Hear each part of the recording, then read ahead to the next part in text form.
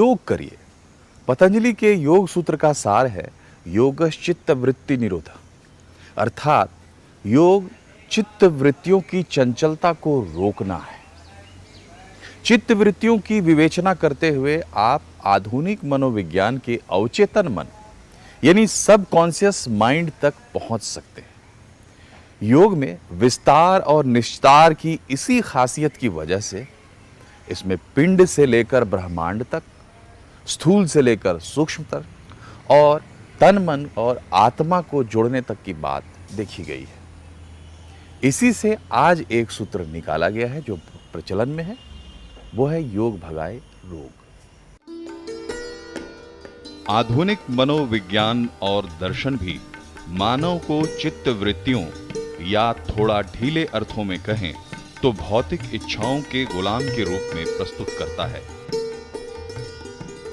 इस लिहाज से किसी भी व्यक्ति की प्राथमिकता सूची में रोटी, कपड़ा और मकान के बाद सेहत का नंबर आता है। शारीरिक स्वस्थ चाहते हैं तो योगासन का प्रैक्टिस कर सकते हैं। परमहंस जी ने 100 साल पहले 1916 में एनर्जाइजेशन एक्सरसाइजेस की डिस्कवरी की है, जिसमें एक प्राणायाम भी है, ब्रीदिंग एक्सरसाइज भी है, प्राण के ऊपर नियंत्रण भी है, विल पावर का प्रयोग भी है और ब्रीदिंग का प्रयोग। तो शरीर स्वस्थ हो जाता है, ब्लड प्यूरिफाई हो जाती है, मसल्स ज़्यादा स्ट्रॉन्ग हो जाते हैं, शरीर ज़्यादा फ्लेक्सिबल हो जाता है और शरीर में जो प्राण शक्ति है वो यूनिफॉर्मली डिस्ट्रीब्यूट हो जाती है और वो होने से वो शांति से कुछ समय बैठ भी सकता है, 2 मिनट के लिए, 5 मिनट के लिए, और बाद में वो 10 मिनट, 20 मिनट, 40 मिनट, 1 घंटा, 2 घंटा, 4 घंटा भी बैठ सकता है ध्यान में।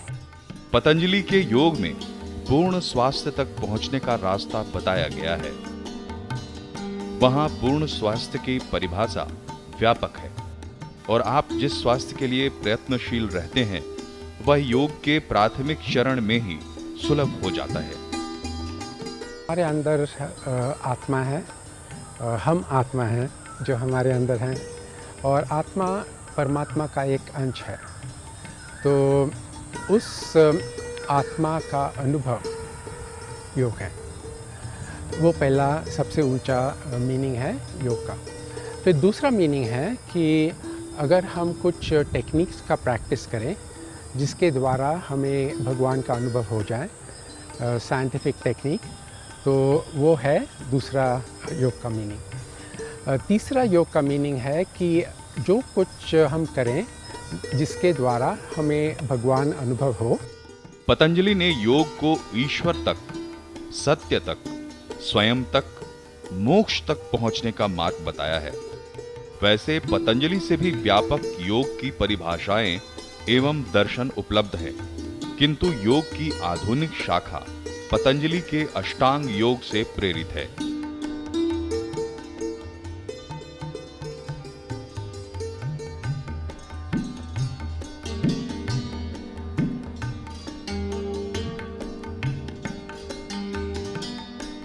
अष्टांग योग मोक्ष प्राप्ति के लक्ष्य के साथ 8 अवस्थाओं अथवा सीढ़ियों की चर्चा करता है। ये 8 सोपान हैं: यम, नियम, आसन, प्राणायाम, प्रत्याहार, धारणा, ध्यान और समाधि।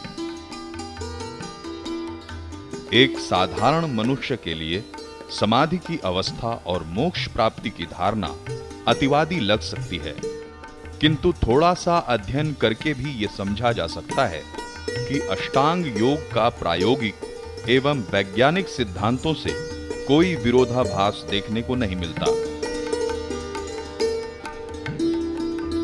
कहते हैं prevention is better than cure. तो आप स्वस्थ अवस्था से ही योग शुरू करो ताकि वो समस्या आए ही ना। और यदि आपकी बीमारी आ गई है तो आपको योग पर अपने बीमारी के हिसाब से ही योग करना पड़ेगा, आसनों को। क्रमिक रूप से एक के बाद दूसरी अवस्था को अपनाने और उसका प्रयोग करने का प्रावधान है, अर्थात एक के बाद दूसरी सीढ़ी चढ़ते हुए शीर्ष पर पहुंचने जैसा।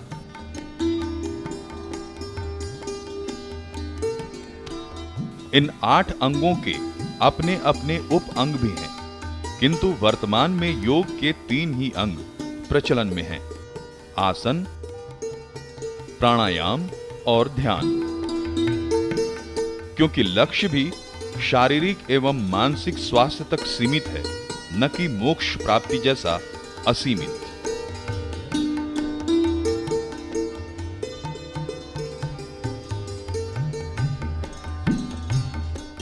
कुछ तो बात रही होगी कि हजारों साल के सफर के बाद योग एक नए रूप में आज फिर से लोकप्रिय हो रहा है अंतर्राष्ट्रीय स्तर पर। आपको ईश्वर को जानना है, सत्य को जानना है, सिद्धियां प्राप्त करनी है या सिर्फ स्वस्थ रहना है, तो पतंजलि कहते हैं कि शुरुआत शरीर के तल से ही करनी होगी। शरीर बदले मन बदलेगा, मन बदलेगा बुद्धि बदलेगी।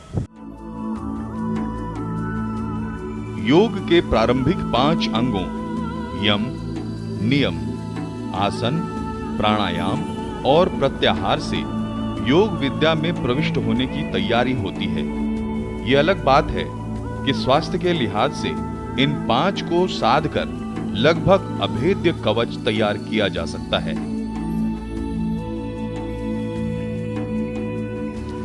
योग सहज है, सहजता का नाम ही योग है। आपको ये लगता है कि बहुत कठिन है, तो प्रतिदिन हम अपने शरीर का मूवमेंट देते हैं, सांस लेते छोड़ते हैं, उसको सजग होकर यदि आप करने लगें, उसके प्रति अवेयर हो जाएं, उस दिन से आपकी योग शुरुआत हो गई, तो आपके पास ये सवाल ही नहीं आएगा कि ये कठिन चीज़ है। हमारे जीवन को जो विकारी बनाते हैं, पतित बनाते हैं, जीवन के लिए जो अकरणीय है, उनको छोड़े बिना जीवन का विकास नहीं हो सकता। पतंजलि ने ऐसे 5 यमों को योग की आधारशिला माना है। ये 5 यम हैं: हिंसा, झूठ, चोरी, मैथुन या व्यभिचार तथा परिग्रह अर्थात संग्रह का त्याग।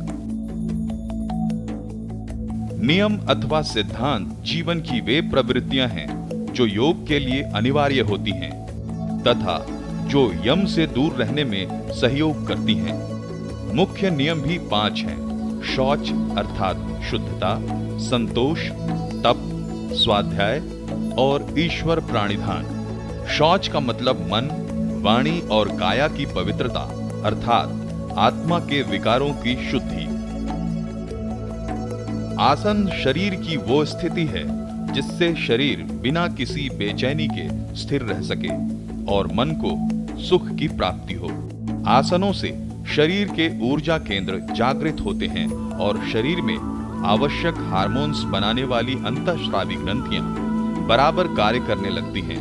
आसनों के अलावा प्रायः अन्य कोई ऐसा सरल व्यायाम नहीं होता जिससे शरीर के सभी अंगों की यथोचित कसरत हो सके। श्वसन क्रिया को ठीक से संचालित, नियंत्रित करने की विधि को प्राणायाम कहते हैं। शरीर का भारीपन एवं मन मस्तिष्क के तनाव से श्वसन क्रिया भी प्रभावित हो जाती है। प्राणायाम से शरीर में प्राण ऊर्जा उत्प्रेरित, संचारित और संतुलित होती है। जिस प्रकार बाह्य शरीर की शुद्धि के लिए स्नान की आवश्यकता होती है, उसी प्रकार शरीर के आंतरिक अवयवों के लिए प्राणायाम का बहुत महत्व होता है। प्राणायाम योग की आत्मा है। श्वसन की प्रक्रिया को जानना, समझना और उसका ढंग से प्रयोग करना प्रत्येक व्यक्ति के लिए अनिवार्य है।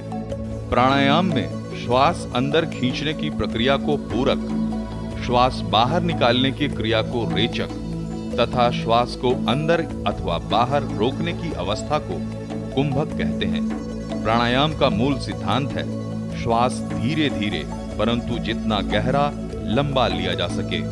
श्वास को जितना ज्यादा देर तक रोक सके अंदर रोकने का प्रयास करें और श्वास को धीरे धीरे निष्कासित करें। छोटी सी बात है कि योग जुड़ना सिखाता है हमें, और हम खुद से अलग हो गए हैं, तो स्वयं से जब जुड़ना आप सीख जाएंगे तो योग की शुरुआत हो जाती है। यदि आपने अपने शरीर पे ध्यान दिया तब योग हो गया, मन पे ध्यान दिया तब योग हो गया। तो शरीर और मन इन दोनों को जब मिलाएंगे तो योग होगा।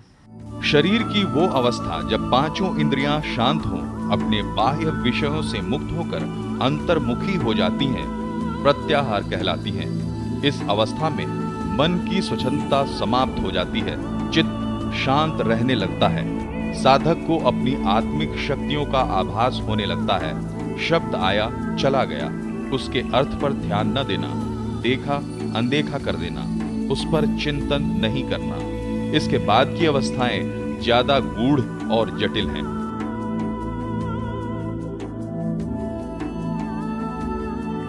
शांत चित्त कर इंद्रियों को किसी स्थान पर एकाग्र करने को धारणा कहते हैं।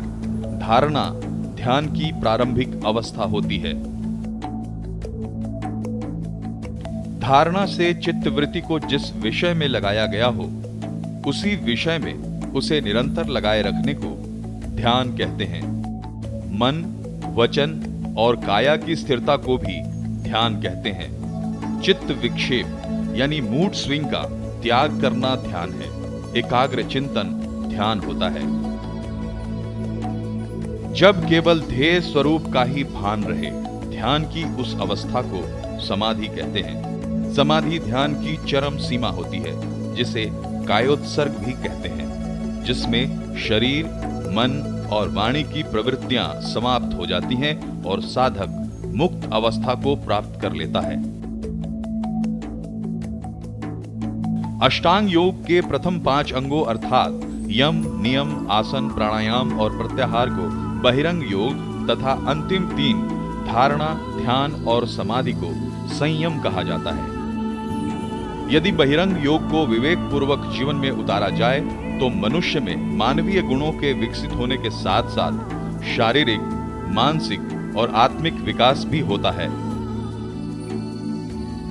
आधुनिक युग में पतंजलि योग को आसन एवं प्राणायाम तक सीमित कर दिया गया है।